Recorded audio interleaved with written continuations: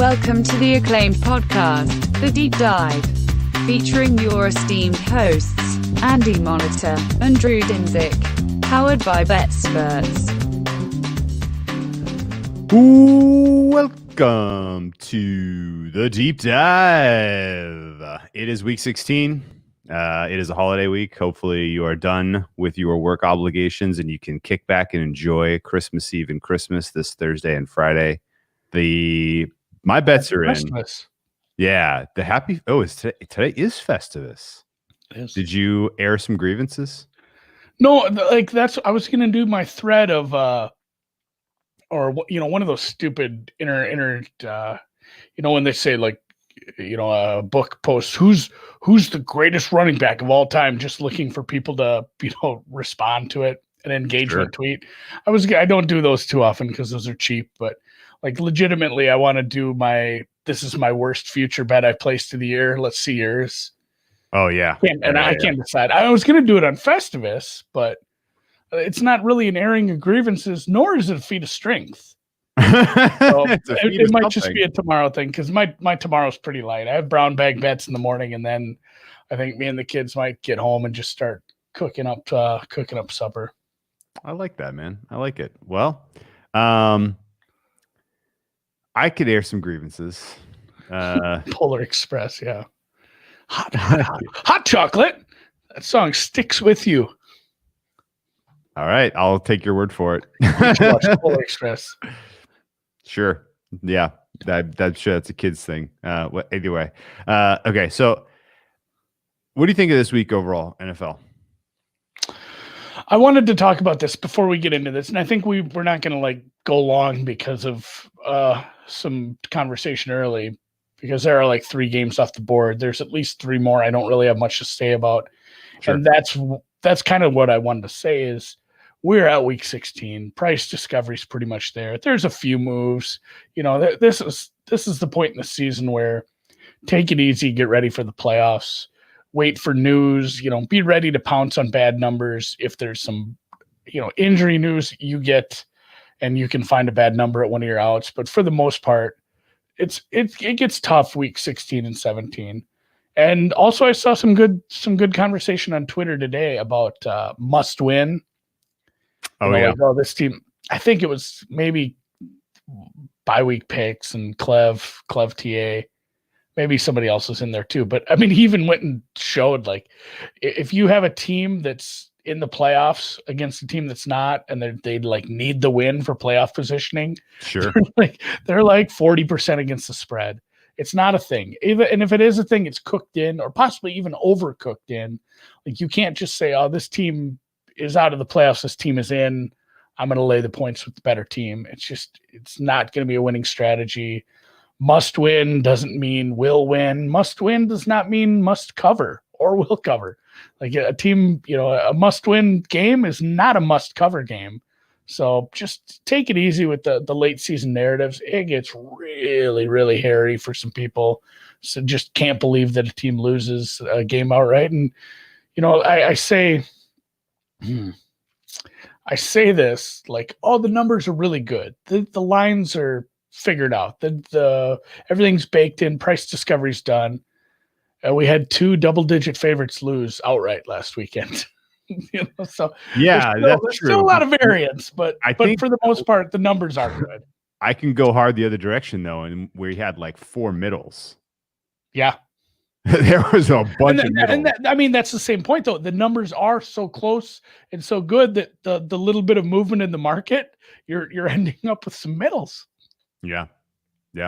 Well, I bet one team in a must win this week against a team with nothing to play for. And it's actually my favorite play of the week. We'll get to that. Yeah. Otherwise, I agree. The narrative is bullshit, and it really doesn't make a ton of sense to get too far into that. Yeah, and like you just said, you bet a team in that situation. It's not to say that team can't win, can't cover, won't win, won't cover. You should fade it. Just don't let that be your handicap. Rely on rely on what's dance with who's sprung you. That's a good way to say it. Yeah, it's not saying avoid them like the plague, but don't let that be your handicap. Like, oh, this team really needs it. Minnesota really needed to win to get in the playoffs last week. I guess so did the Bears. So that's, immovable objects. A couple years ago, though, they needed a win to get into the playoffs against the Bears, and they lost in week 17. The Bears had nothing to play for. Yeah. The Vikings lost a game years ago to the Cardinals that knocked him out of the playoffs on the final play of the game, 4th and 26, I think it was. Cardinals threw a touchdown to the end zone. I mean, these teams don't quit just because they're out. No. So, I mean, the Jets had every reason to quit. Everyone was ready to quit, but they had enough pride. They were like, we're not going to be the third team to go in 16. They played with pride. They obviously, everyone had enough up game. That was a very laudable effort for them, even though it takes them out of the Trevor Lawrence pole position, which is franchise altering potentially. Let's look at the card here. And let's start on Christmas. Did you get all your Christmas shopping done, by the way? Or are you going to be scrambling tomorrow? I did do a little shopping, and maybe somebody can help me out with this. So, like the controllers for a Switch, sure, like you can buy just the standalone ones that look like just one piece. Yeah. You could buy those to connect, like when you're playing on the TV, right? Like if I wanted to play a shitload of people together in what's the one Mario Kart. No. Well, Mario Kart 2, but the other one is the Smash Brothers. Like if I wanted more Smash Brother people, like can you just buy those? You don't need the two pieces that click on the side. You can buy just the controller. I might have to call GameStop. Yeah, I mean, so. I'm pretty much done, but I kind of want to get some more controllers for the Switch. So, yes, my son has broken like 3 of them. All right, thanks, Patrick. I'm gonna. GameStop is only doing like delivery to the door, so I might pick up a couple more tomorrow. Nice. I've been playing the Switch for the last month. They just don't know like one yet. What's your favorite game so far? Oh, the Goose Game by 100. Untitled Goose Game. I love being that mischievous goose, and there's a button just to make them go crack. My wife gets she's like embarrassed of me when I'm playing that because I'm embarrassed of you. I'm giggling when I'm like stealing people's stuff and putting it in the water. It's a funny game. Okay. Well, Christmas shopping is done. Yes, I'm ready to go for the holidays. Ready to go for this weekend. Yeah, we have a weird ass schedule. Yeah, we do. And let's crack into the Friday game, which is on Christmas Day game. Hopefully you will have, whatever cooking you're doing will be in the works. You can kick back and enjoy this game. You're not going to be scrambling around. I am excited to see this game. Not because I think it's going to be an especially good game, but just because it's been so long since we've had NFL on Christmas Day. Cool of them to do this. Stepping on the NBA's toes a little bit. But that's okay. I mean, There's more than one game. Sport. Yeah. It's like a 4:30 Eastern game too. I don't think I'm gonna. Based on what we saw from the Golden State Warriors last night, I don't think I'm gonna be watching much of that Warriors Bucks game. I'll tell you that much. No, we are gonna get the shit out of them. Yikes. Okay, so let's talk about the little Saints hosting the Minnesota Vikings. So I made a play on this game. I got a better number than is currently available, but I don't think that matters. I think there's still an edge here. I played the under. My reasoning for the under is relatively straightforward here. Drew Brees is not right. Period. Which means the Saints can't necessarily expect to go win this game 31-28. In fact, they're going to have to lean on another strong defensive performance. The fact that they were able to generate pressure last week with just their 4-man rush was very impressive. And honestly, this sets up a very blueprint similar to the Tampa Bay Buccaneers a couple weeks ago, where they got pressure early and often against Kirk Cousins, put him on his ass 6 times in that game. I would expect that there is a healthy pass rush in this one to disrupt any type of comeback attempt here from the Minnesota Vikings. This is one-way traffic for New Orleans, in my opinion. The fact that it's down to 6.5 is surprising. I thought this was going to go up, if anything. You have a pretty decent matchup of Marshawn Lattimore against Jefferson. Adam Thielen was banged up last week. I don't think he'll be 100%. And realistically, the Saints defense is a class above anyone that Minnesota's been playing recently. So I think it is very, very likely that Minnesota gets throttled, on top of the fact that Minnesota is always looking too short in the game based on their sequencing, based on how often they run the ball. So they're an underspot. In general, going up against a good defense, I think this could probably, I could entirely see Minnesota getting stuck in the teens here. The there's nothing much about what they do offensively that I think lends to a shootout. We saw these two teams not against this team. It's no, like you said, the game script is, and I guess I am surprised it went below 7. I'm actually a little tempted to take some Saints here because I think, you're speaking to an under, but I also think it's just the game script is, they'll be able to do what they want even without Michael Thomas. Breeze isn't right, but if they just want to dink and dunk, missing linebackers, missing corners, just not a good defense to begin with. If they want to go the bend but not break route, they're just going to break slower. Like it's going to be long, sustained touchdown drives by the Saints.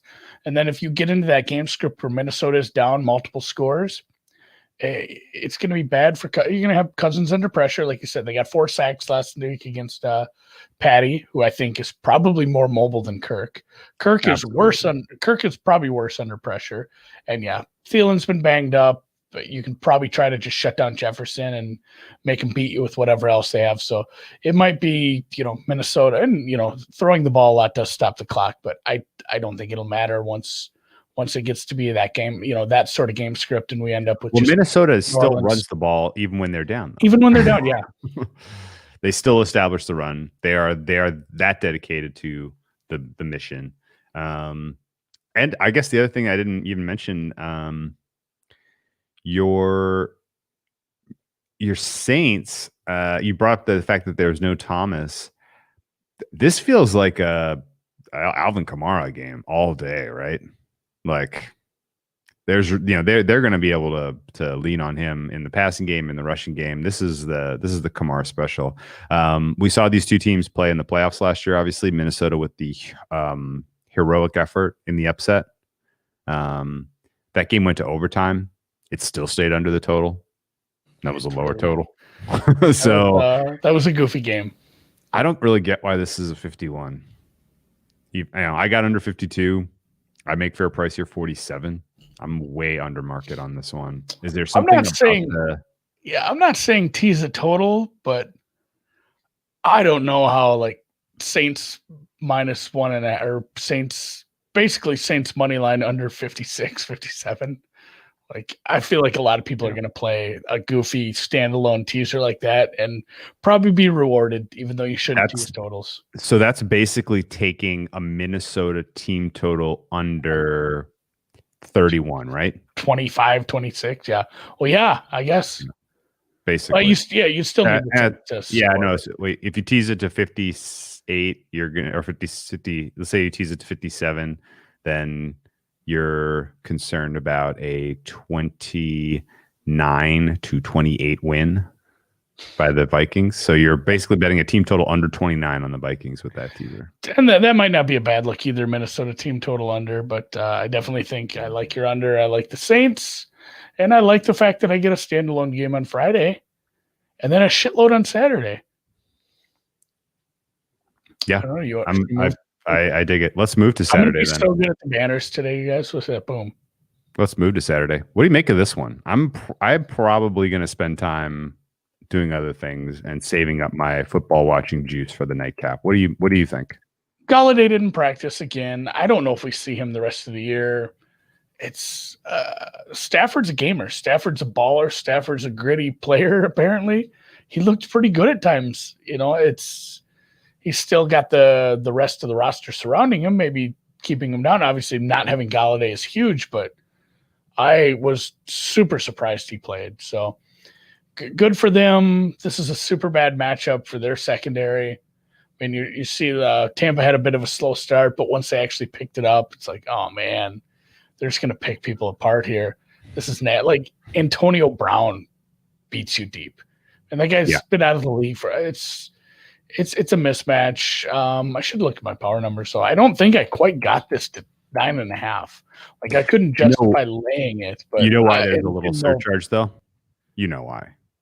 It's because Detroit's not going to have a coach on the field. Yeah. There's questions swirling for the Detroit Lions about who's going to be out there coaching. Because of the mutiny. Everybody's either got COVID or is contact tracing in the protocol. I made it 9.3, I guess. So never mind. Okay, I'm right you're on. close. Yeah, the coaching thing isn't going to help, especially after not only that, but they're already dealing with. They've gotten rid of their head coach this season. They had to shit can a special teams coach because he went just full.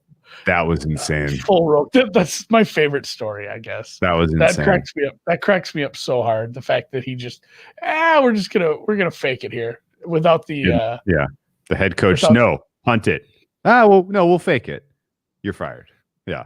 That was incredible. Okay. So I'm surprised McIntyre didn't tweet something about a fist fight, but hey, tell me real quick, Tampa Bay, are they flying under the radar here? Like, they're just taking care of business. They're beating up on some shitty teams. They had a nice comeback last week against Atlanta. Atlanta didn't look like they really wanted to play for the win. Is this a team that you're thinking the market in general is forgotten about to a degree as they head into the playoffs? I mean, they're not going to win the South, but they could have they could have a nice path. They could be the 5 seed. They could draw whatever sad sack emerges from the NFC East debacle. I guess my thoughts on them is I don't understand why there's this much inconsistency with this many veteran players on a team, with this coaching staff, this quarterback, like the game against Green Bay, the game, some of these games where they've just looked great on offense. Everything's clicking. The defense, for the most part, is working when it should. And then you have these stinkers. Or not even stinkers, but like stinker halves. Like the first half against, Atlanta. Other games were really the Kansas City first half. Like it's New like, Orleans. What are we doing? Yeah. Like, this offense should be working better. So I don't have a strong read on why, but I know, like, I guess maybe they're a live bet team in the playoffs. Like, it's pornography. You know it if you see it. Like, okay. Like, if the offense is just working, it's like, I'm betting this team total over right now. I mean, I feel like, not gonna be stopped. I feel like when we saw them lose, they've lost all of their high leverage games really this season. Yep. They lost the Rams. They lost the Saints twice. They beat the Packers. That was a high leverage game. That was an impressive performance. But down 10 in nothing. general, they just turned it on. I don't understand that. But that was completely aided and abetted by some fluky turnover pick six luck. And it didn't hurt. It didn't. No, that helped a lot. Their offense was stuck in mud until that. And I think collectively we kind of look at Tom Brady and we're like, yeah, no, I remember now. He's washed. I remember last season in the playoffs, he was washed. I remember last year coming down the stretch for the Patriots, he lost to the Deshaun Watson in prime time and the Texans. He lost to the Ravens badly last year. They lost to Pat Mahomes and the Chiefs last year down the stretch, and they lost Week 17 to the Ryan Fitzpatrick and the Dolphins. Like, this was a bad team down the stretch last year, and I feel like everybody's kind of collectively like, okay, yeah, Tom Brady washed. And he's not going to do anything in the playoffs, but at the same time, they have enough weapons, they have enough offense, and they might have the second best path after the Packers. Honestly, I don't know if I guess your best bet in the NFC. Home field may not matter as much. No, it's not going to matter much. We know it doesn't matter as much. There are some places you don't want to go to Green Bay on a terrible, cold, windy weather day. Absolutely you don't really want to, you don't want to go up to a certain cold weather cities. Obviously, Denver's out of the equation right now with playoffs hosting. But I mean, there's a few places you don't want to go because of the elements. Sure. But at the same time, the other team still has to play in those elements as well. It's not like, it's not like the whole team is from an equatorial country and they've never seen snow before. It's, Tom Brady has played in some snow. That's true. So I don't worry too much about that sort of thing. So, maybe home field advantage in the playoffs is about as overrated as Tom Brady has been through his career. So, right. So I'm not so worried about some of these paths. Best place to be in the NFC is to have a bye. The second best place to be might be having the Playing 5 seed. Washington. Yeah, playing Washington or Philly or Dallas or New York even. Who the hell knows? Probably not New York. Hopefully not New York. I really don't want New York. God, that would be funny. Let's. I have no. Yeah, no bet on this. I would lean. Yeah, I'd lean towards like a Tampa. I mean, what are we looking at? You're looking at 25, 27. Oh my God, their team total is going to be astronomical. Slow start. I don't know. Maybe bet some Tampa, but I'll probably be cleaning. I'll be playing the goose game at this point still. So, all right. Let's move on. I will set Afternoon this game. one up. 3 San Saturday Francisco. games. San Francisco Arizona. heads to the desert. Ironically, the desert has been their home away from home for much of the month of December. So this is sort of a weird home and home. I'm coming home. Yeah, but let's stick on this home theme for a second, because San Francisco has elected to give their players the opportunity to go home to the Bay Area to spend Christmas with their families. Is such a nice gesture. Really, really a nice gesture for San Francisco, letting all those players head back to the Bay to be with their families for Christmas. The only problem is punting on the season. Yeah, the only problem is the game is the day after Christmas, which means you're effectively conceding any opportunity to prepare for this game. And if we know anything about San Francisco, they perform their best when they have long extended times to prepare for a team. They taught us that last year. And I think this particular waving the white flag in terms of preparation for this game is not a good sign. On top of that, the quarterback questions swirl. Jimmy G will not be out there. Nick Mullins will not be out there. It's looking like Beathard, or I really doubt they actually play Josh Rosen. He for sure even eligible? I don't know how that works. Like, I think he's depth because they lost so many quarterbacks and they need someone on the roster. Maybe they bent the rules for them. I'm not sure. They did it before. They let him practice out in like Williamsburg or wherever. So I'm not sure if he's even eligible to dress. So I doubt he plays. Chase Edmonds didn't practice today. That's not great, but it's still they have enough decent pieces there. I like him. Like he's important to their offense, but they can make other things work.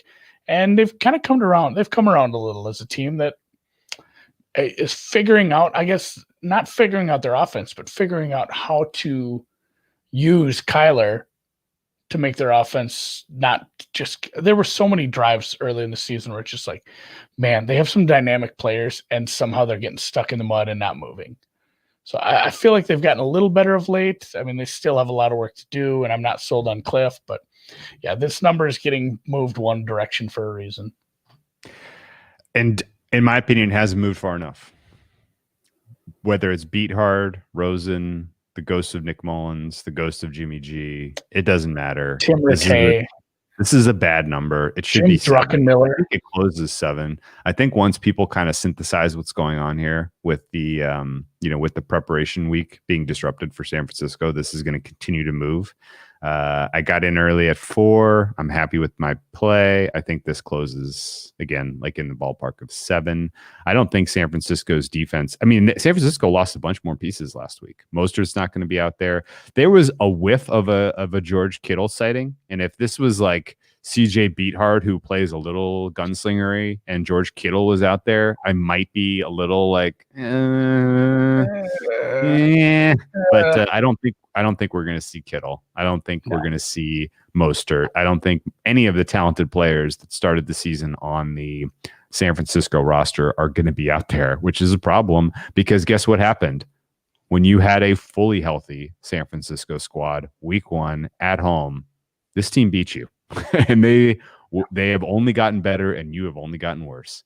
And I don't totally get why I don't really get why San Francisco would want to win, honestly. Like, let's say that their little vacation going home, being with their families, like inspires these guys to play hard. Like, you're kind of better off as a team and a franchise going forward if you have as good a draft pick as possible this year. I think you can retool on the fly. We're talking about some of these lower level teams, or teams that are out of the playoffs. It's like, well, yeah, Jacksonville, their roster sucks ass, or sure, somebody, the Giants shouldn't be in a playoff hunt. They're in a playoff hunt by the serendipity of all the injuries to the Eagles and Cowboys, and the fact that their entire division just got weird.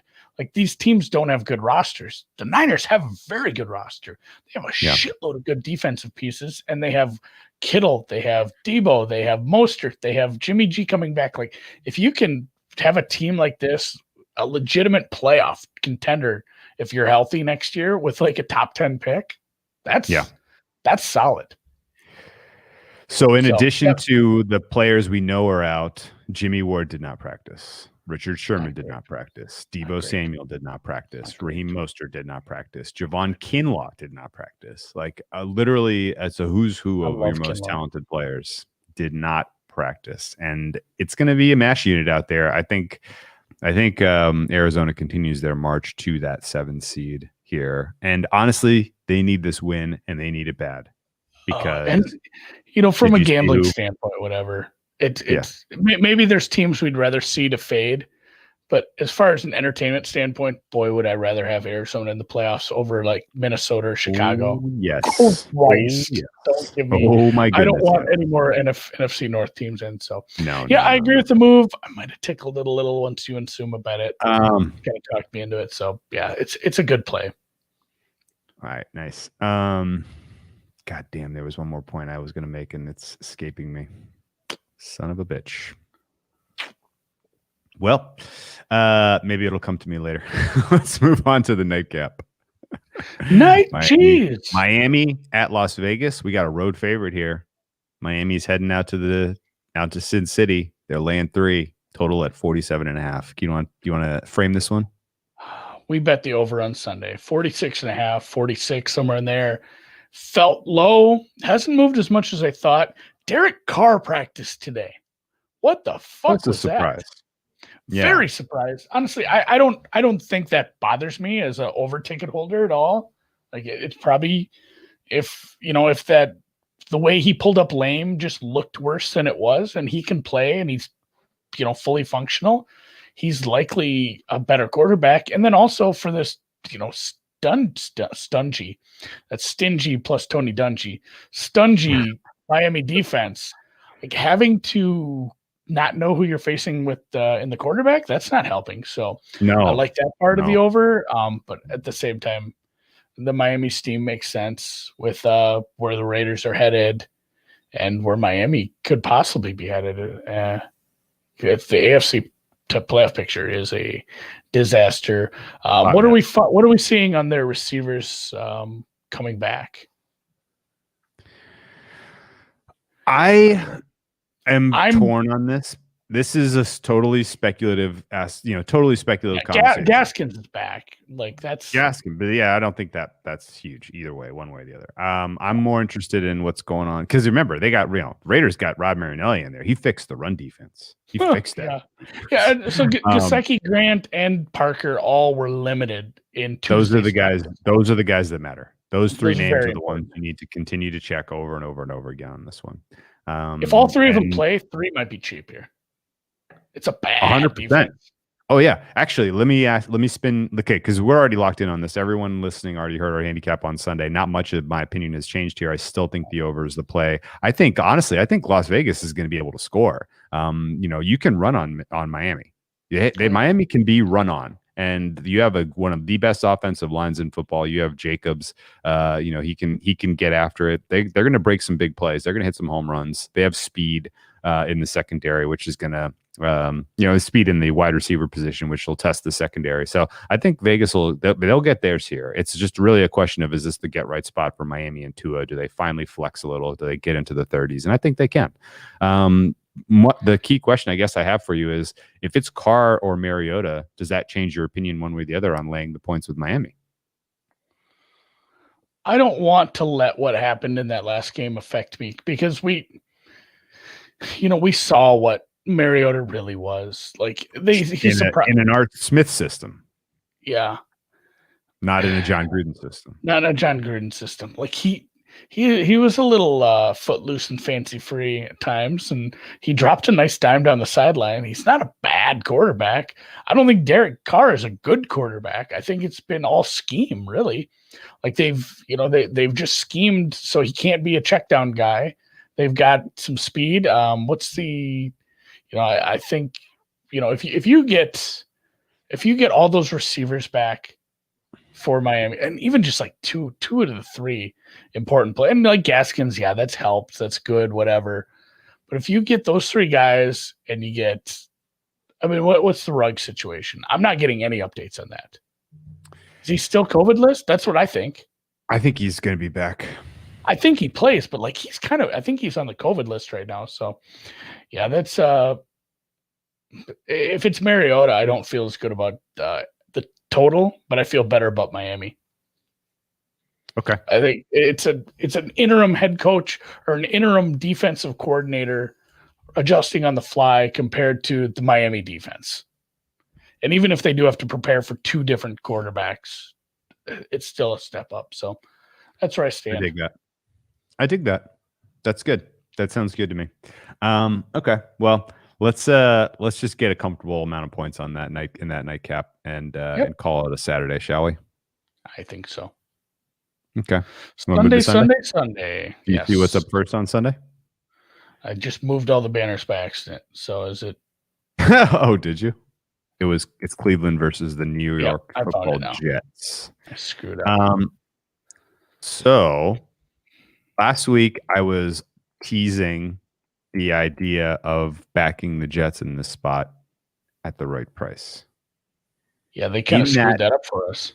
Yeah, in that mindset, it was basically they get their doors blown off by the Rams.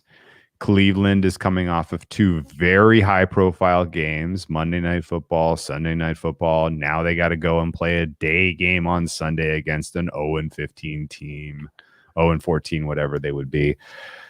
All that got thrown out the window, and it's gotten worse for the Jets, actually. Not only is this now they can breathe a little and they can redouble their efforts on losing. They lose Quinnen Williams, who's one of the only talented players on this team. He's on the IR. Is that to you a sign that they are waving the white flag on the season and they intend to lose these last two games? Yeah, I think they lose, but boy, it's again, like not playing hard, not playing to win, not coaching to win, just going through the motions the last 2 weeks does not equate to not covering. It still might be cheap. Like I'll make this over 10. So easily. I'm not a guy who I had visions of sugar plums dancing in my head that I was going to get 14 points here. Yeah, it was with an 0-14 team that was desperate not to go winless, but that's not what we got. I still don't want anything to do with Cleveland. Cleveland has Pittsburgh on deck. They're coming off of two primetime games, and they have Pittsburgh on deck that could potentially be for the division. This is like I mean, if you look up it is a low spot, sandwich spot, whatever. If you look up sandwich game in the amateur handicapping dictionary, it would have a picture of this 4-game stretch for the Cleveland Browns, and it would highlight the Jets game is the sandwich spot. It is the shit sandwich in the middle of what is otherwise a good final, good way to round out their season. I guess. Are you buying the I don't have any opinion on this game. I'm not going to bet it. I guess if you have Cleveland available in Survivor, this is an auto fire on Cleveland. Do you have an opinion on the way Baker Mayfield has played down the stretch? Do you think that, once they get Wyatt Teller back and, they have kind of a fully healthy offense, do you think that they have any potential in the playoffs, matchup depending, or do you think that he's going to kind of fall prey to the playoff debutante blues in round 1? Yeah, I mean, I want to go that way, and especially after some good performances against bad defenses, but then you go to the Baltimore game and he really lit up a pretty good defense at times. So maybe him and Stefanski as a squad are turning a corner. I'm not super excited to back a playoff debutante, especially with so much riding on him. Like the whole city, it's been so long since they've been good, so long since the playoffs, like so long since a winning record. It feels like, and I get it. He wasn't there the whole time, and obviously Stefanski wasn't, but it feels like just getting into the playoffs feels like you made it over the hump. And even if you lost, nobody would even be mad. So I'm not super excited to back him in the playoffs. And I think maybe the price will be a little inflated, especially if he plays well here. And if they beat the Steelers, if they just win out, the price might be inflated. Like the Browns might be a play against, which is tough because he's looked good. Their defense still sucks, though. It very much sucks. Is the over the right play here if you're forced to fire on this game? Probably. Yeah, just how bad the Cleveland defense has been. I mean, just look at what Tennessee did with them once they got up in garbage time. Like, the garbage time defense can just be absolutely gashed, and they should get theirs, especially Quinnen. Quinnen out is a big deal. Can I put you on? That's their player. Can I put you on record? What do you think the Jets? Recording. What do you think? Now that the Jets have conceded Trevor Lawrence to the Jaguars, what should they do? I mean, they've mucked this up so badly. Trade down and get Wilson. Okay. I'd figure out where he's going and get the BYU kid. Now trading down and taking your quarterback is one of the most dangerous things of all time. It's the Jets, though. That's their MO. but you think that they'll basically be like, well, we have Darnold as a backup? I guess. Like, I would think you could maybe not even have to trade down. They have other picks. I would think Wilson's like late. You trade up back into the first round and get him. Maybe take I got bad news for you, buddy. There's a lot of draft people who are throwing comps out to Pat Mahomes with Zach Wilson. In fact, our good friend Fabian Suma busted out on the Matchbook Pod today. I do love him, but I still don't. I still think you can Mormon trade Mahomes. Mormon Mahomes. Like that. That is going to catch steam. That is going to catch some steam. He's been so fun to watch this year. His arm is stupid good. He can throw it everywhere. He can hit any point on the field. Yeah. All right, fine. Yeah, I don't know what to do if I was him. I'd take an offensive lineman, and then I would see who I can get it. Wow. You can't turn a roster around like this with a quarterback. There's too many other pieces. It sounds like you want one more year of Sam Darnold. I mean, you'd get another good draft pick. Let the new coach tank one more year, have a growth year, and get another high draft pick. See how Darnold does, and if not, then you take whatever quarterback's next up. So basically, you're thinking this team is so talent deficient. Yeah. You can't fix this with a quarterback. You need multiple defenders. You need help on the offensive line still. Man. Probably a tight end. You need to replace Frank Gore. I want to push back on a lot of this. I want to push back. I feel like you don't have the right vision here, but I don't have the right vision. I don't have the answers. So I don't know. I don't know what you'd want to do. Like, this is not, the Cincinnati fixing it. Like, Burrow will be a long-term answer. Herbert probably is a long-term answer. I don't know which ones are the long-term answer because I'm terrible at that. So I'm always fine just taking a tackle and saying we have a good line now. So you want Penny Sewell and Mekhi Becton, generational offensive line for a fucking decade. Yeah. Okay. Yeah. All right. I've heard of crazier things. Let's move on down the card to Cincy. Yes. I don't have anything on this one. Why is this off the board? Why? You tell me. Maybe somebody in the chat can help me, but it is down on Bookmaker. It's down everywhere right now. The fuck? I'm not sure. I'm not getting the news to tell me what's going on here. I don't know, the fact that they made some really questionable coaching decisions as far as who they Zach were. Taylor's awful. No, I'm saying Houston. They interviewed some funny coaches. Well, they interviewed some coaches before they hired a GM, which is insanity. Yeah. I don't know what the deal is there. That whole structure, top to bottom, is a disaster right now. It's a rudderless ship. Bill O'Brien well and truly fucked that whole organization top to bottom.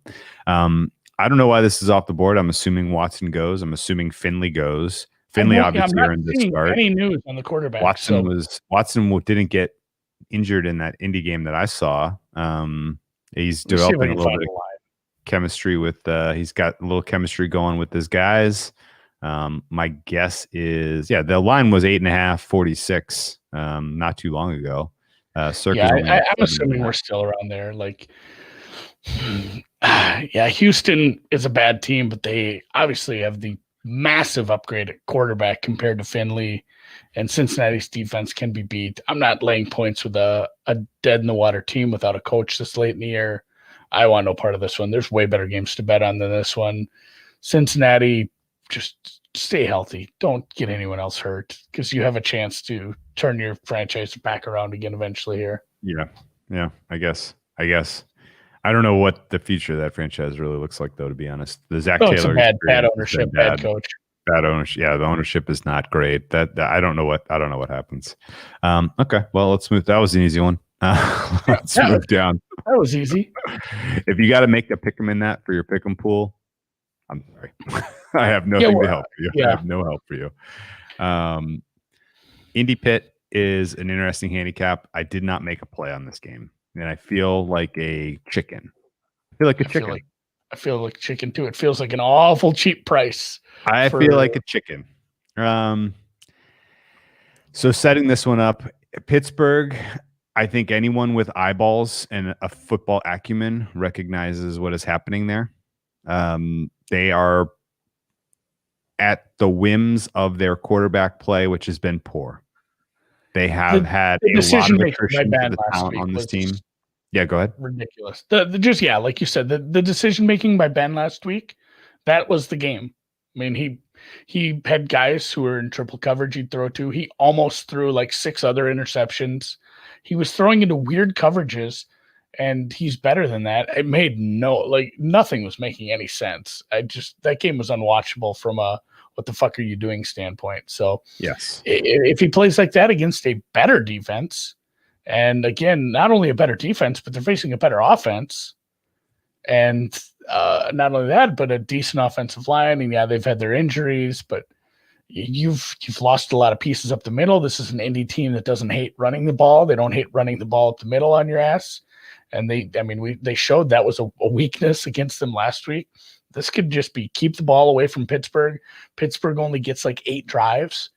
And if Ben screws it up on 3rd down 6 times, there's no chance they win this game. So price-wise, though, can we agree that this is a bad price? I don't know how to adjust the prices. Like, I still have Pittsburgh favored. Yeah, because I didn't make an adjustment. Yeah, it feels like Pittsburgh should be favored. My numbers say Pittsburgh should be favored, but if you made me bet this game, I would take the Colts money line. Wow, really? It's just how do they fix it? They've been saying it for 4 weeks. Like, oh, we know what we're gonna do now. We definitely have to come out and fix these things. Like it starts with the guy who literally touches the ball on every offensive play. It doesn't matter how many good wide receivers you have, and if you have a great tight end, if he's throwing it to the wrong person on every play, and they cannot get the run game going. So it's a full stay away game for me. Problem is that Indianapolis has one of those guys too. Yeah, he's a little YOLO, ain't he? Yeah, he is. He's a little bolo YOLO. Phillip Rivers. Phillip Rivers. Right when I was taking a drink. Come on. Phillip Rivers barely eked out wins over the Houston Texans 2 of the last 3 weeks. Yeah, he played the Raiders also. And in fact, our good friend Rob Pizzola, also on the Matchbook Pod today, he reeled off the defenses that Indianapolis has played this year. Good God Almighty. Yeah. It has been a who's who of horrific, poorly coordinated, terrible talent defenses, top to bottom. They have played no one except for the Ravens, and the Ravens completely stunted them. This is an opportunity, I think, for Pittsburgh's defense to take the game into their hands and to legitimately, step up and, stop this team in its tracks and hope that Ben Roethlisberger can put together a couple of drives, get to, say, 16 points. I feel like that's all Pittsburgh really needs to get to win this game. I think if they can execute special teams, if they can come up with a key turnover, if they can put a lid on the Indy running game, then Pittsburgh's live in this one. We saw a market adjustment to the tune of like 6 points on Pittsburgh before they played Buffalo. That made some sense to me. Not enough to avoid playing Pittsburgh in that spot and losing. But then this one is the same story. 3 more points. This was a look ahead of like -2.5, right? And it's flipped and it was +2.5 on the open. So that's another 5-point swing. Those are 2 very violent downgrades in a very short amount of time for this Pittsburgh team overall. And if you're kind of following markets closely, you know how inelastic they are in general. This has got to be a bad price, in my opinion. There has to be value on Pittsburgh. The question is, do you believe they have the matchup advantages to do anything offensively? Buckner was a little banged up this week. He hasn't been getting in a good amount of practice. If if they can keep Ben upright, not really face much pressure, I don't see why he can't, pick apart the short passing game will work. There's room to pass against Indianapolis in the short intermediate game. It's just up to Darius Leonard to make every single tackle. I don't know that there's going to be. Yeah, they could lose the game. Like Indy could lose, and Leonard could have like 23 tackles. Yes, the way that offense works, like the ball carrier will be running directly at him, whether it's a slant, a screen, a run, a bubble screen. Like everything funnels right towards Darius Leonard. Like you might see him in every play if that's how the offense is going to work.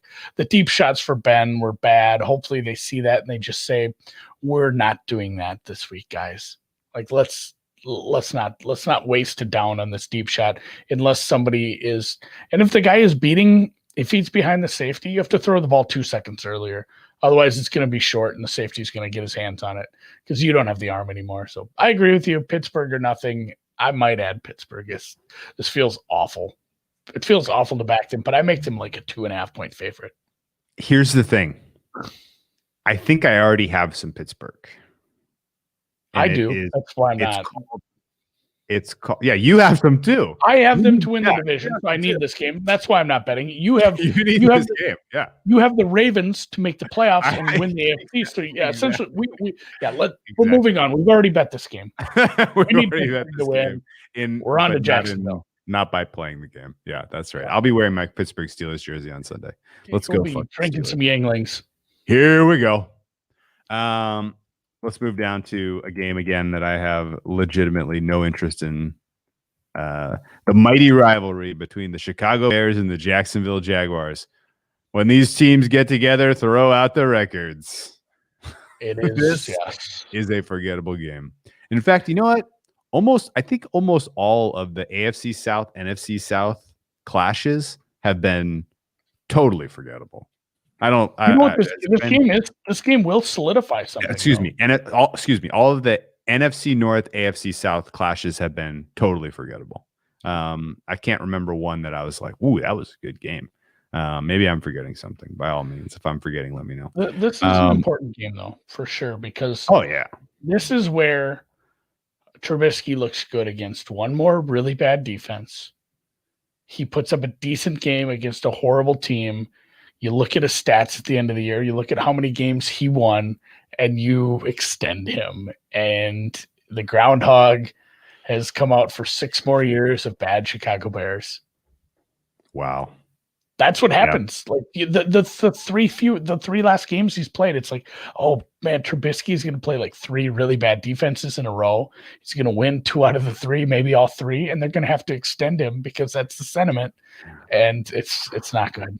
Can you imagine Pace, Nagy, Trubisky running it back? Let's run it back, boys. Let's do this again. My God.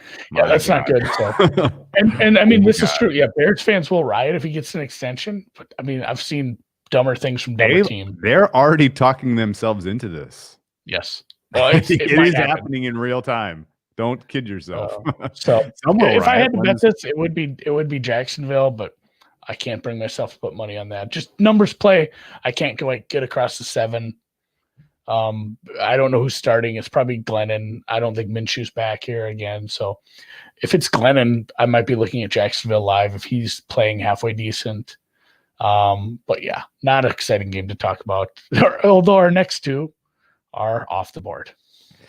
That's okay. I don't really have any angles on Carolina. I mean, Chicago, Jacksonville either. Although Chicago, I guess my only angle is I desperately don't want Chicago in the playoffs, and it looks like that is going to come down to them against Green Bay week 17, which is crazy. But luckily, Green Bay will be playing for something because I think there still will be positioning for the seeding. Okay, that's good news. Hopefully.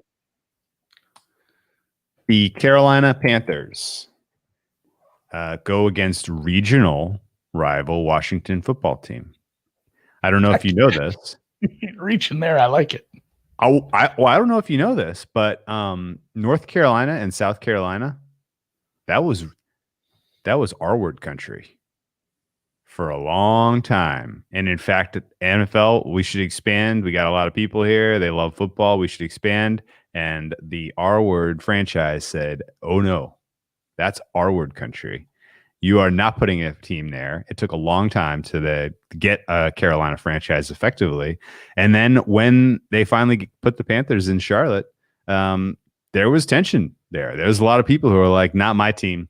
I ride for Washington. I've been a Washington fan since they won the Super Bowl back in the Kerry day. Collins, more like Kerry. I can't think of anything, but yeah, I remember that was exciting. Those were my first expansion teams, Jacksonville and Carolina. When it was exciting. Because that was the thing. I was just starting to get into football. Years before that, it used to drive me nuts when my dad would watch football instead of playing with me. It was like, Dad, let's go play outside. And football's on. The I hated sky it. blue and Eventually, silver, I got into teal and gold, the cat logos. It was the Jaguar that was literally the Jaguar from the car company that they had to get rid of. That's right. But I remember just having my mind blown because it was before the days of the internet, really, and news was different back then. But when I first heard about that, I can remember you can just add teams. How is that a thing? So that was awesome. So to add more fuel to this storied rivalry, Ron Rivera gets let go by the Carolina football team. New regime comes into town, buys the franchise. What's he coaching now? Severs ties with Ron Rivera. Ron Rivera drives up I-95. Well, he goes up 85 to 95 to Washington, D.C. Is that the fastest way? I mean, you'd have more tolls that way. I-85? No, you got to go I-85 to 95. That's the only way to get okay. from Charlotte to D.C. if you're in a car. You can't take a boat either. You gotta either go car or plane. I guess maybe helicopter would work, but it would be a long helicopter ride. Take a blade, yeah. Yeah. You get up to Washington, he interviews, he takes over a franchise that is struggling through sexual harassment and racist stuff and all kinds of terrible PR left and right. He takes over the reins. He starts to right the ship. He instills a culture that really sets the tone for solid play overall this year and has them leading the NFC East, surprisingly, in the hunt for a playoff spot. They lead the East, and they perform relatively surprisingly well against the Seattle Seahawks last week. Even though they're without their more stable option at quarterback, Alex Smith. He's been ruled out for the game against Seattle because of a calf. So it's like, oh my God, this is the Dwayne Haskins show. Let's see what he's got. They throw the ball. Dwayne Haskins. They throw the ball 55 times. Haskins has them inside Seattle territory, down 5 with a chance to win the game. Takes 2 horrific sacks on 3rd and 4th down. Seattle gets the ball back. Game over. They win by 5. Number man. Weird performance by again, Seattle.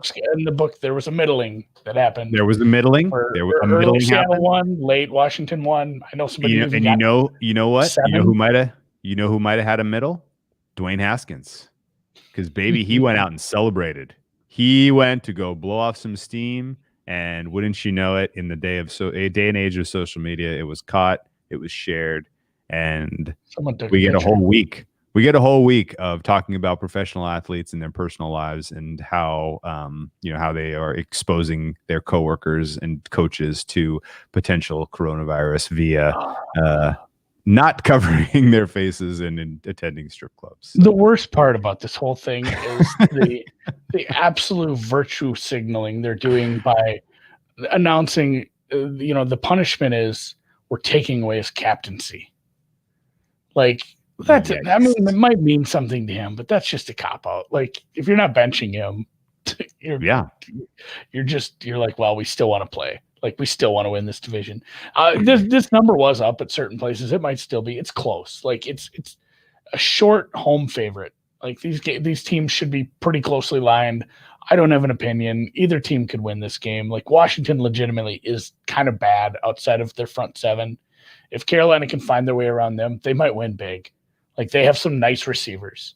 And if Washington can get pressure and make things happen on the offense, and I know Gibson's been hurt, I know that the quarterback situation's in flux, but if they can get pressure and keep the Carolina offense under control, they can eliminate the Cowboys and essentially put themselves in a complete locks right in the ass in the jackpot, or is it the opposite of ass in the jackpot? Jack in the ass pot. Jack in the ass. I'd like in a great position to win the thing. So yeah, and how was Caskins a captain? That part, it's always weird when you see the coin toss. The real mystery. Like, what's going on here? So no opinion on this one.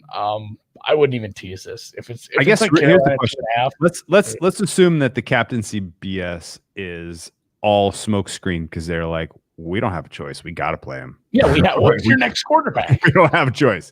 He's going out there. But we can't do nothing. Obviously, this was. Oh, that's exactly what this is. Yeah. So let's assume that Haskins goes, right? And let's assume that none of this happened this week. Do you make much of the fact that his performance last week was very much league average? Like the Haskins we had seen in his career prior to that Seattle game was 1-2 standard deviations below league average. He was literally like the first percentile quarterback over the last handful of years, the way he had played before last week's game. Last week, he goes a little better than league average in completion percentage over expectation, almost square on league average in EPA per play, positive number EPA per play for Haskins. Would your opinion and actually, among my grades, he was the 22nd best quarterback in Week 15. Is the fact that he has the wristband with the plays on it, is that enough to get something effective out of him in a game against Carolina? Carolina right now in the 4 hole in the draft. They would draft 4th if the draft were today, and they covered. They fight hard against Green Bay. But they really were never in that game. They're not a great team. Their defense stinks. Like I guess if this was on the board, would you be making a case here for either Carolina or Washington football team to be a clear side? No, like this is not a game I want to play. And to be fair to Seattle went into garbage time mode way too early with not that big of a, it was 20-3, I think. Classic Seattle. Like that is classic Seattle. They made Haskins look a lot better than he really is. Okay. He's not that. I mean, he threw 55 times. Like they were constantly in that game script. It's not a good secondary in either Seattle or really Carolina. So I guess maybe you could have success again. But yeah, this is not a game I want to touch either way. Okay. Neither team is good. You say like, oh, Washington they can lock up their division. They can do all this. They're still 6-8. They're a bad team with a backup quarterback and multiple injuries on their skill position players in the offense. No chance I'm backing them, nor a Carolina team on the road with, nothing to play for and playing against a tough front seven. So not a game I love. Okay. All right. That's cool. Chase Young, defensive rookie of the year. Let's move on. New York Giants at the Baltimore Ravens, also off the board. Is this because we don't know if it's Colt McCoy or Danny Dimes? I believe that, this one actually has a reason that makes sense. Although he did practice today, and by he, I mean Danny Dimes. The hamstring's coming along nicely. I guess I do think he plays. So $1 million question. It doesn't matter. Doesn't matter. A less mobile Danny Dimes versus a Colt McCoy, like they're both minuses. I don't make a big difference for the quarterback for me. Okay. So in Baltimore, I don't want to say like Baltimore's peaking because I think they have yet to peak. But man, they dropped a 40 burger on a shit team last week. Yeah, their offense. I mean, the fun game we had against the Browns, where it's like, we know this defense can step up when they need to, but if this offense is coming around again, obviously I don't have to get you excited about them. You're plenty excited. This is your squad. It'd be, and truthfully, not only for your not only for your futures that you placed and got over leveraged in and are crazy underwater in Ravens right now. No, I got equity like bananas on these now. I know, but there's multiple. There are multiple feasible paths for them to not even get in the playoffs, which sucks. Yes, there are. And that's what I want to say. Not only for you, and I'm always rooting for you, unless we're against each other. I want you to get those. I want you to see those tickets at least, have a shot. Get to the Again, for us, the NFL consumer, not having the Ravens in the playoffs and having Miami or just whatever other team you want to put in there. Honestly, I do think there's a path where Tennessee loses out and misses the playoffs. That's not completely. There's a lot of semi-feasible paths for a lot of teams to screw this up. So I'm cheering for Baltimore. Whatever you want to make this line. Well, I mean, what was this? Please win. Please win. Just please win. Yeah, I'm seeing there are some places that had like a 12. That's probably right. I like the focus. I like the sharpness that they played, the intensity they played with last week. There were a lot of people who looked at that number last week and said, that number's too big. And they took the Jaguars. There were smart people who bet the Jaguars last week. And the Baltimore Ravens waltzed in there and laid down the hammer. And I like that. When you're going up against a team that you overmatch that much and you wail on them that badly, that is a great sign. I really hope they can repeat that level of effort against the Giants. I think they win regardless, but I would like to see them win comfortably. I'd like to see them continue to build on their momentum here, come down the home stretch hot, and win a playoff game. Punch your ticket to Kansas City. Let's get a divisional round Kansas City Baltimore matchup. We all want it. One of these times, fuck this up. Yeah. So, right. Yeah. No, Baltimore, my biggest position. Cheering for them. My biggest position was Baltimore 18-1 to win the AFC. That's down to 9-1 right now at Bookmaker. It was as low as 8-1, but it's going back up because everyone else keeps freaking winning. And you're right. I'm nervous that that's not even going to get to the playoffs, which would crush me because, guess what? We need a Lamar Jackson playoff win and we need it badly. He's got to get one under his belt. And, this team is not getting any younger around him. And I'd really like to see them do something this season. So let's go. I mean, it's gone up. Their chances have gone up 5%. Just in that little from like 5 point something to, 9-1 is 10%. So yes, they've doubled. The chances have doubled. So I'm excited for you. And let's talk about a game we actually did bet, and it didn't. Right. It didn't. Yeah. No. How do you want off this? Atlanta at Kansas City. Atlanta is at Kansas City.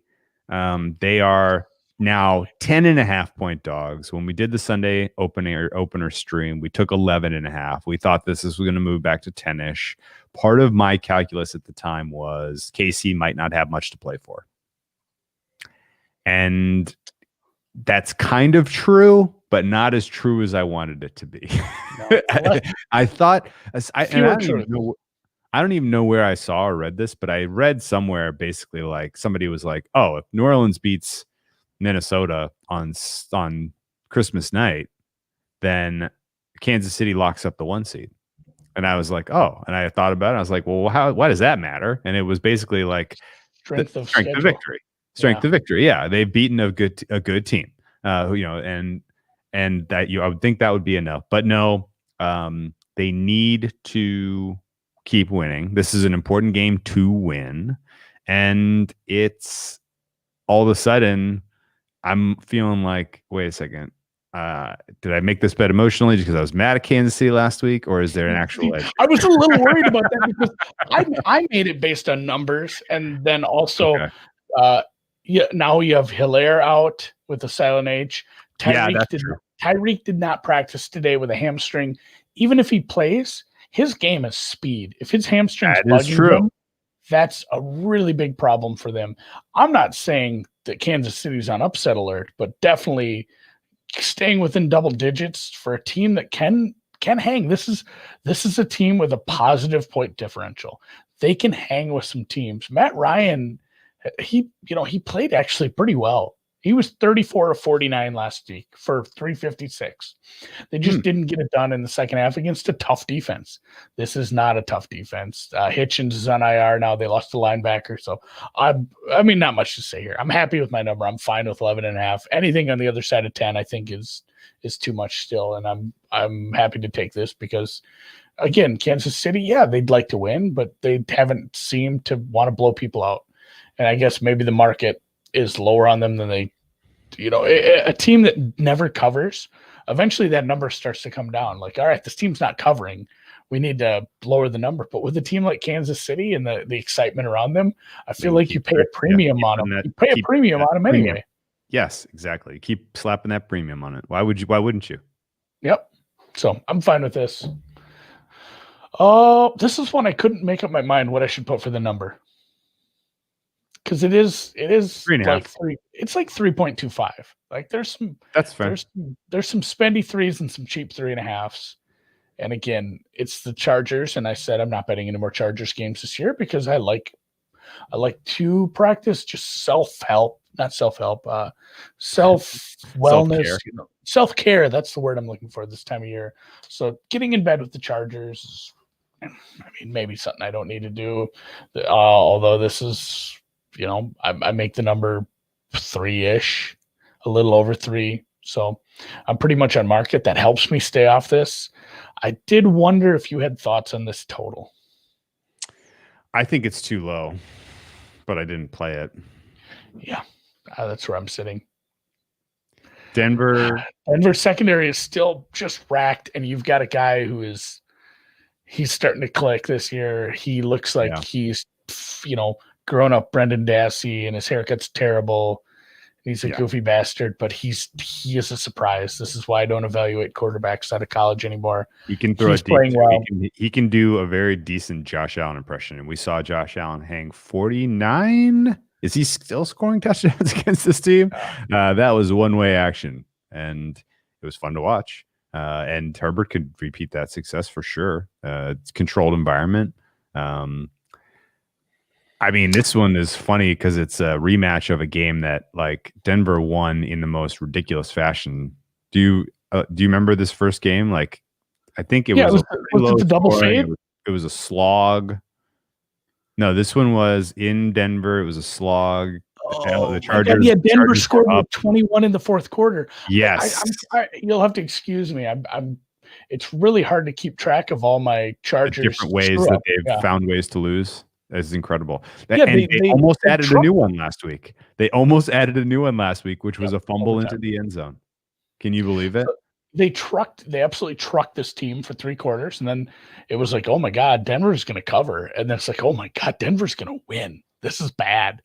Like this is the Chargers with a better coach and a little more luck with maybe some, they did have some injuries that didn't help. Derwin is an important piece, but the Chargers with a good coach and injury luck are a playoff team. Like, this is a playoff team. They have multiple weapons that are scary on offense. Eckler healthy is a big part of that, and Herbert gets it. Like, this is a team to look for probably in next year's playoffs if things work out. Hopefully with a different coach. I mean, it'll be yet to be see what they do with that, but what a mess of a year between the doctors, impaling people's lungs, Anthony Lynn's decision-making, the fourth quarters they've had, again, Herbert's haircut. I mean, there's just nothing has gone right this year. And here they are. They're a 3.5-point favorite, and they should be. This is the number I make it. I'm going to watch this game and look to be live betting this total, but I'm not that excited about it. Yeah, that's fair. If it's a slow start and we know Denver has garbage time points in them, then I think this is a good overlook. Yeah. Yeah, if it drops below 45, and I feel like the Chargers maybe that is a good buy point. Fully agree with that. Let's keep cruising on down the card. And they're roommates. This is their roommates, the Rams, heading up to Seattle. Pacific Northwest. Rams. I guess that was the most disappointing game of the season for them, losing to the Jets. I mean, I can't think of their other 13 right now, but I'd say probably likely. Okay. And it wasn't even so much like like the Jets were calling the good plays. Like that offense looked lively at times. Yeah. That was something to look for this week when the Jets play again, because we can say they're in this low spot after they got their win and whatever, but man, that offense was lively against a decent defense. Now we get to see them against a defense that can give up chunks. So yeah, I don't know what to do. The Jets make no sense to me now ever. So this is a team they do play well against normally. McVay is like 5-2 against Seattle. Yeah. You know why? You know why that is? Well, McVay. Well, yeah, but why specifically?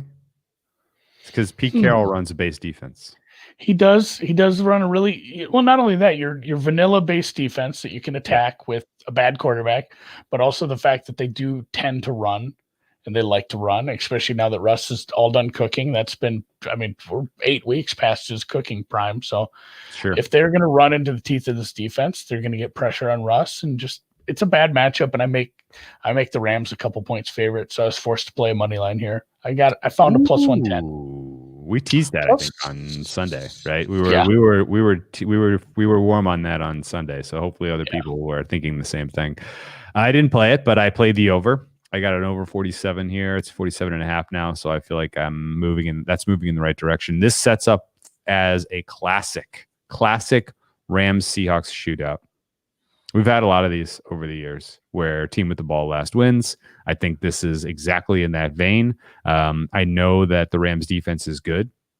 That's it's inarguable. That's fact, not opinion. It is a fact. But this Seattle team and Russell Wilson has had no problem going against relatively same squad in many, many previous occasions. The one exception being earlier this season in LA. And for whatever reason, the LA Rams defense plays incredibly well at home, generally. I would argue also in that game, Seattle was missing an offensive lineman for a majority of that game. I think it was IND-PIT went out at some point, and Russell Wilson was under duress all game long. I think Floyd had 3 sacks in that one. That was a weird. No, that was the Floyd game. Yeah, where our guy Aaron didn't do it a whole lot. They just put 2 hats on him and then watched Floyd wreck him. So that was. They have multiple stars on that defense. Hopefully they step it up. I need them to, because I can't have this close game Seattle bullshit. I need Rams outright. Yeah, and I guess the key is really Rams are going to score, and the question then is, can Seattle answer? And that's why I played the over as opposed to playing the Rams, because I think that this still is a little coin flippy who wins. I don't feel like the Rams can run away and hide. I think Seattle's going to have chances, and Seattle's defense is wildly overrated, by the way, too. If you didn't know that. Sorry to break the talking points is, they're just like Adams he found a home and he's playing so well, and he's excited because he's in a playoff spot now. And yeah, he's been good and he's got pressure. And Dunlap's a nice addition, but it's like, yes, so you take it. Yeah, Dunlap and Adams, and the defense is better, but this baseline was beneath 10 pieces of shit. Like it was so low.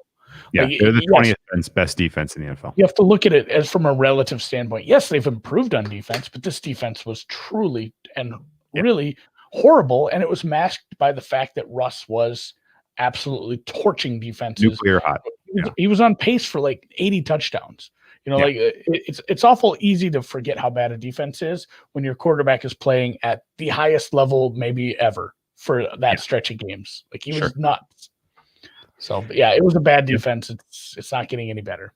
No, it has gotten better, but it's not getting to be but like it's plateaued. And a lot of the perception, a lot of the market has cooked in a number here for the Seattle defense that's informed by the fact that their last 4 games were against Carson Wentz and the Eagles, Colt McCoy and the Giants. Yep. Sam Darnold and the Jets. And Dwayne Haskins. Those are the last 4 quarterbacks that the Seattle defense. And to be fair, we think highly of Ron Rivera, But again, now name those 4 coaches. So Rivera is the best out of the bunch because you have Gase, you have Joe Judge, and you have, what was our other one? Peterson, who I could not have a coach fall harder than him this year and last year maybe too. So not only that, but a major upgrade in who you're facing off from a scheme standpoint. So yeah. Rams, love it. Rams. Okay. Well, I like the points in this one. Last real quick, last key point on this one. We mentioned that it was week 10-ish that we saw the Rams and the Seahawks play in SoFi, right? Yeah. Where the Rams are a dead nut under, right? Do you recall week 10 what the total in that game was? 40, high 40s? It was 55.5. What? That total closed 55.5. You're telling me that what we've learned over these teams in the last 5 weeks amounts to an 8-point adjustment on the total? Well, I mean, that was just a bad total. I mean, who in their right mind was betting on Seattle to move the ball in that game? I bet on Seattle to win. I know that was a shot at you. So was me. I know it's funny. I couldn't pull like you talked me off betting the Rams, which I'm still holding against you, obviously, from that bar. Like it's fine. Oops. Things happen. I don't know. I still think if IND-PIT plays that full game, I still think Seattle has a chance to come back late. Because Seattle, they had a couple of drives late where they had some just brutal turnovers. But yeah, it was the Rams do, baby. Crab cakes and football. So, all right, yeah, I like your overlook. I like Seattle too. Right. Maybe the Rams team total over is a good look here too. Okay, put that in the queue. Let's there's because that's like combining our 2 bets: the Rams to win and the over is Rams team total over. I think that might be it. Put that in the queue because I think there might be one other one or 2 other ones. I can see it. There's 3 other ones that we may want to talk about. Well, and we blew by one, which was Chargers team total over against that Denver secondary with the cluster injury. So put that one in the drafts. Put the Rams in the drafts. So the 2 LA teams in the drafts, and really either of these teams, Philadelphia and Dallas. I cannot understand why this isn't going up higher. I can't either. We bet this on Sunday at 49. Is that right? I saw 48.5 this week, by the way. I double dipped. I have to admit, I did not get it. It came down. I double dipped at 48.5. So I'm in this twice now. Double dipped. At least it's gone back up to 49.5. That's a good sign. But it never feels good to double dip and watch it keep going. Like, oh no. Oh, it didn't though. At least it reversed. Yeah, I'm saying that's happened. Yeah. You know what hasn't reversed is the Philly momentum. Oh, somebody out there loves this Eagles team. Somebody out there is a Hurts stan. Somebody out there, and honestly, like, why bet Philly in this game when you could just back them to win the NFC East, right? Yes, that's the look. Or split a stake if you like Philly that much, right? Split a stake.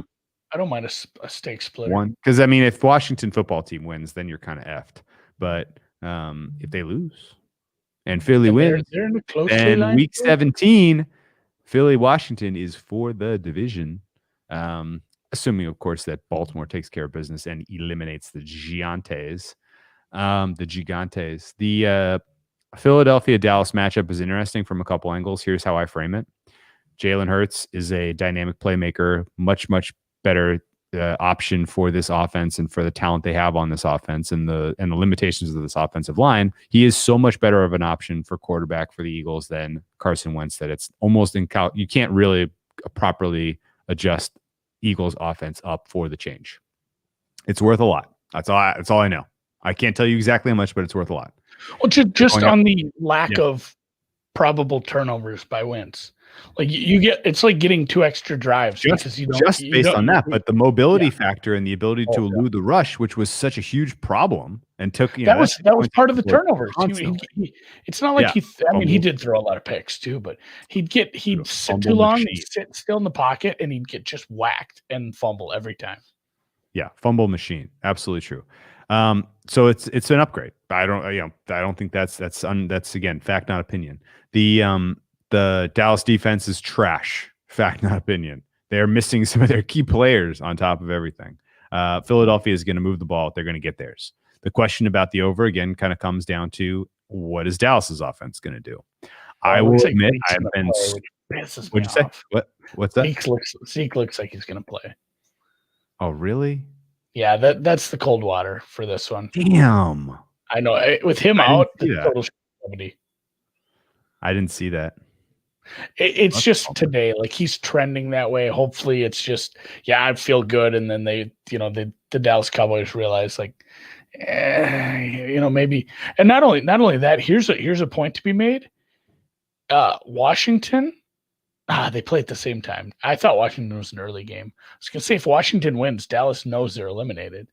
So I guess maybe you can get some weirdness. Like if they're scoreboard watching, I don't think that's a real thing. I'm just trying to frame something where they would say, let's not risk Zeke's long-term health for let's do the Eagles a favor. That sounds like a real Dallas thing. God, that sucks. If Zeke plays, I don't like this total as much. He's that's true. big hindrance. God, he's such a minus. I guess the thing I wanted to point out for Dallas's favor here is that the offensive line has played substantially better than in the immediate absence of Zach Martin. And really, I think they match up fine against the Eagles team. Fletcher Cox, you see, he's been banged up this week. He may not go. The secondary is still an enormous problem for Philadelphia. People will point to, Darius Slay's coming back. Need I remind you how Darius Slay performed against an elite wide receiver in DK Metcalf this season? multiple DPIs and like was that the one where he got the weird, unsportsmanlike penalty? And yes, and that was pre-concussion. Yes, yes, and this was all pre-concussion, or pre-second or third concussion. I've lost track at this point. I don't think he's going to be able to cover Cooper, Gallup, Lamb, whoever they put him on. I think this three-headed monster in the receiving core for Dallas is going to be able to move the ball. Andy Dalton with time is fine, and I think I have to give a little bit of credit to the only credit I'm willing to concede to the Dallas Cowboys coaching staff this season. They've coached up these replacement level players on the offensive line. They're playing a lot better. The Baltimore game, they went up against a blitz heavy unit and they held their own. The Cincinnati game, they went up against a unit that could generate pressure, as we saw on Monday night against the Steelers. They held their own. Last week, going up against an exotic defense coordinated by future head coach Robert Saleh, they held their own. Jets head coach. You think Saleh's going to the Jets? Homecoming. That would be sort of their move. The offensive guru Gase didn't work. Let's hire a defensive coach. Yeah, that's their move, and I think he's from there. And it was 5-1. And I might have put a few bucks in it. Oh, I thought that was Detroit. Oh yeah, no, the Detroit. That's the Detroit angle. He's from there. I still like him going to New York. Big lights, big city, New York. Cool. Yeah, so Dallas can score in this one. And by the way, I played this trick with my matchbook friends this morning. Do you know who should get the lion's share of the credit for coaching up this offensive line? Can you name the O-line coordinator for the Cowboys? You don't know it either. He's a former head coach. He coached for a team that had an offensive line head coach that got into the cocaine a little too hard. Joe Philbin is it's in the chat. I just read it from the chat. Oh, okay. Thanks, Patrick. Yeah, Pat was watching the matchbook stream, so he knew the answer already. That was cheating bastard's what he is. Yeah. No, that's and to your point, it is something you've seen. Like the defensive or the offensive line has been really rough, and it has improved. Like it was really rough, obviously, after every injury. All of a sudden, they had to create some new continuity with yet another combination of that offensive line. And yeah, it has been better the past few weeks. Dallas is not dead for the playoffs, which is hilarious in my mind still, that all these teams are still alive. I think there's a scenario where nobody could get eliminated. Maybe just the Giants. Or Philly is eliminated with a loss, maybe. I think if Dallas and Carolina win, then Dallas, Washington, and New York would need to win too. I don't know. It's a weird scenario. I think if Dallas and Carolina win, it's like Washington and Dallas for the title, which would be funny. So I'm fine with this over. If I had to play a side, my numbers say Dallas, but I wouldn't bet that with I wouldn't bet that with Drew's money. Okay. Well, it's going to be a fun game either way. Night game. Oh my goodness, man. What a matchup. Derrick Henry against a team that can't stop the run.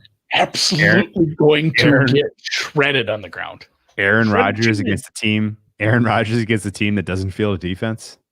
Nope. It's gonna be a fun one, right? Ping pong match. It should be. This total was 57, I believe, on Sunday, and I don't blame them for putting that total up. Betting it down feels dangerous because we've seen what Tennessee can do, and Tennessee can do. And even if let's say Green Bay imposes their will as a home favorite against a bad defense, Tennessee in garbage time, Tennessee is not in a position to just lollygag and concede the game late if they're down multiple scores. There's a lot. You know what that makes you? Lollygaggers. Lollygag into first base. But they're not in a position to just let it go. This will be a garbage time special. If Green Bay gets up big, this lands in like the 70s, right? Tennessee will just keep doing what they do against a team that can't stop the run. Like it'll be one of those where they're running the ball a lot, but you're not seeing a ton of time come off the clock because they're 15-yard gashes, and all of a sudden, they're in the red zone, and boom, AJ Brown just scored. Oh my God, Green Bay has the ball back again, and oh my God, they're at the 50 already. So we'll see what the weather brings, but yeah, this could be maybe don't bet over 56, maybe bet over 68. I think that's the right angle of attack, which is to come at this at halftime. Yep. I know some guys that do that. I'll see you then. Whoever's bet on whoever's losing. Yep. Or just whoever's losing team total. There you go. Halftime. Yes. I might cash. Or both team totals might cash. Yeah. Be a fun I like half. that. So I didn't bet this game. I think Green Bay wins. I think the AFC playoffs are so full of intrigue come next week. There's been many years where we didn't have a lot going on. It's like, there's like one or two games that matter. There could be a scenario where so many games matter for the AFC, not even just positioning, but like getting in. Yes. It should be very interesting. So yes. I'm excited to watch this and bet this at halftime, but nothing pregame. What fifth? Well, real quick before we move off that one, okay. What is your current temperature on the MVP market? Rodgers. I think if you find Rodgers 5-1, it's too much. It's too much. He's 5-1. There are people that have 5-1s, I guess. That's really? Too much. Currently? Yeah. Well, somebody asked me about that yesterday. There's a 5-1 hanging around out there. Yeah, I'm scooping that in. I'm not even thinking twice. There's a 5-1 out there. I haven't gone and looked, but he said he had a 5-1. I said, yeah, that's a bet. Wow. He should be like 2-1. Like Roger should be the dog to Mahomes, just based on the narrative and how the season's gone. But he should not be that big of a dog. So that's a bet. Real quick before we move off, there is the potential for weather. That's the only thing that's keeping me from playing a pre-flop over anything in this one.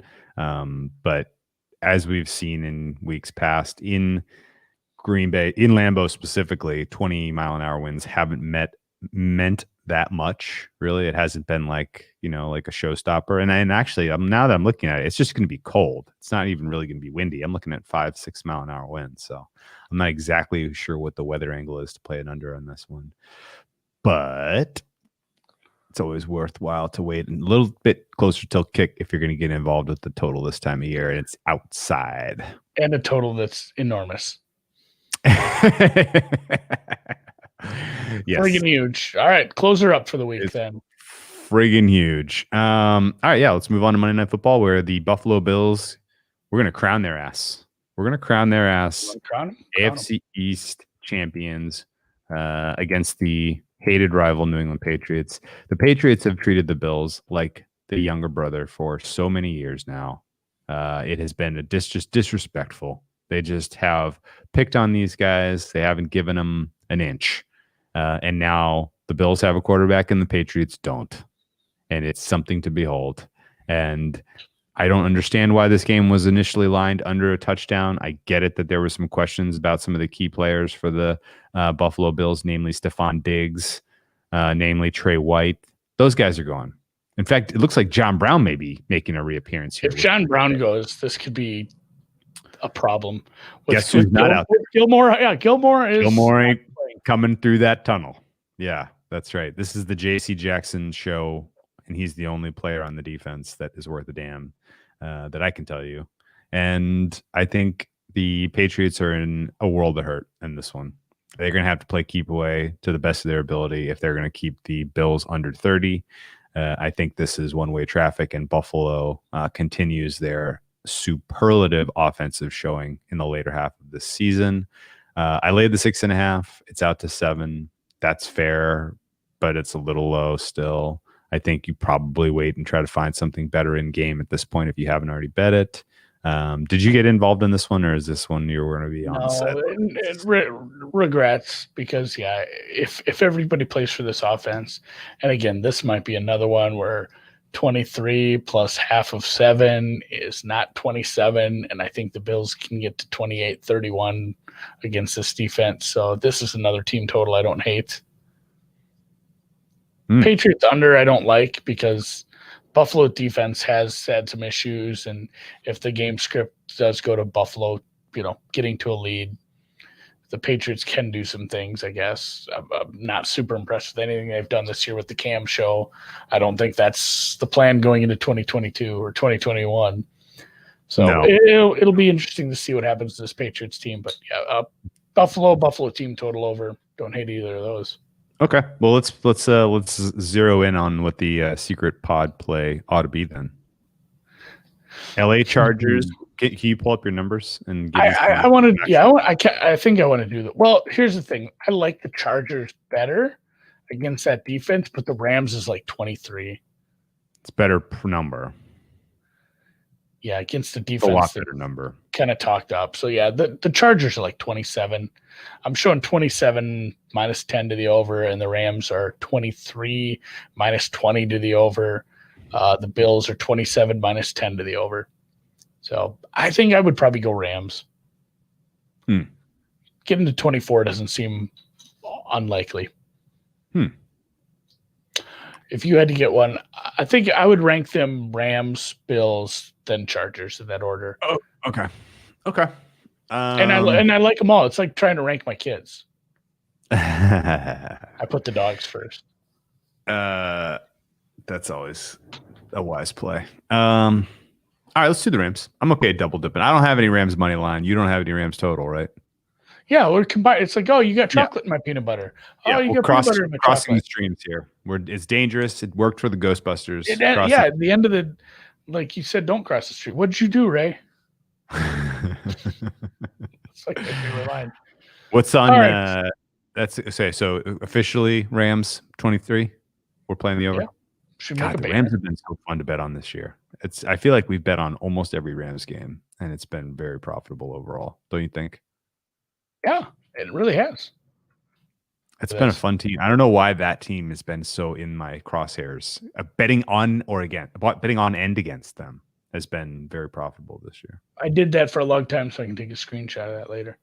Oh, okay. That was funny. That was good. Secret pod play. Keep it on the hush. Hey, Don't tell nobody. Add a little bit to the end here so that people can't skip to the end and cheat. Ain't gonna be no talking.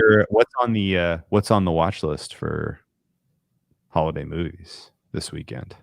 Oh man, my wife really likes something called Holiday Inn, which sucks. Holiday so bad. Inn. I don't know that. No, it's from the 40s and it's awful. It's Fred Astaire and oh man, Bing Crosby, and one of them they're like. I don't want to give any spoilers away because it's like a 3-hour fucking movie, but one of them goes and opens a hotel. Andy, you can spoil it away because guess what? I'm not going to watch it. So anyway, one of them opens a hotel up in like Connecticut or New Hampshire. It's only open on holidays though. Stoned.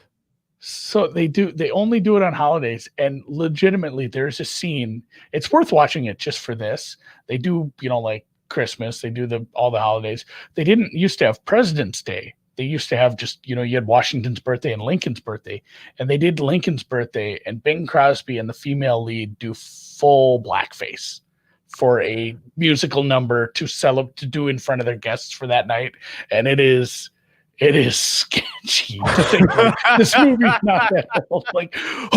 If you're just kind of half paying attention, and all of a sudden they come out with the black face and the white lips. It's like, oh my God, Bing, what do we do? I think it's Bing. One, whichever one it is, it's rough and it's not a good movie. So we'll watch that probably, and then Christmas Vacation, Grinch, whatever, and the Vikings game. Word that Holiday Inn has been canceled. Yeah, Holiday Inn should be canceled because it's not a good movie. I'm sorry, Andy. To be fair, it is the first instance of Irving Berlin's White Christmas before the movie White Christmas came out. That's the okay. So we're getting real racialist. I get it. White Christmas. Okay, no, I get it. Yeah. All of a sudden, it makes sense. Yeah, Holiday Inn. So you're canceled. All those people. I mean, everyone in that movie's dead. Yeah, I'm surprised they didn't call it Holiday Hotel in a nod to HH there. Man, my goodness. So I'll try to watch the movies that don't have undertones like that as well. But definitely just eat some king crab legs and drink some whiskey and have some fun. Wow. And we wish you all a Merry of Christmas if that's your thing. I'm guessing some people celebrate different holidays, and I hope you had, if it was Hanukkah, sorry, we missed it. That's been over for like a week. Hopefully your lamp oil made it. What are the other ones? Boxing Day for you Canadians. Hopefully that's good. Kwanzaa's coming up. Kwanzaa, whatever the spaghetti monster people do. I'm sure they do have something. I would think so. I'm going to look into that. So, all right. I'm gonna go watch some of this wild NBA final action, man. The Bucks Celtics game is just en fuego. 109-107 now in the fourth quarter. Bucks fighting back from an enormous hole. Oh my God, the Minnesota's getting the shit kicked out of them. Yes, they are. They're not very, and it's at least. I mean, it's a good team at least. Oh wait, no, it's the Pistons. Oh wait, no. Oh my God. The Pelicans are beating the tar out of the Raptors. That's surprising. Raptors who look like they did not stay in very good shape in the offseason. So the Raptors might be an early fade here. Atlanta might score 150 in this game. Holy crap. Some wild results here. Look at this. Look at some of these games. My goodness. We're informing ourselves of what the market thinks. Wendell Carter Jr. Let's go. My biggest play today was on a game that didn't get played, so I'm a spectator tonight. Houston under? Not exactly, but it was Houston game, and I got some numbers that were off market that didn't make it. Oh well. Check ya.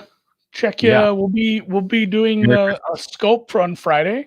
Saturday, I got to figure out what my travel schedule is. We'll do at least one game for sure. We'll meet up, and then Sunday we'll be there for the opener stream, which might be a little less openers because of some of the games not being up yet. They do that for week 17 a little, I feel like, and obviously Sunday night, Monday night half times. We'll see you then. Yep, see you then. Hit the music.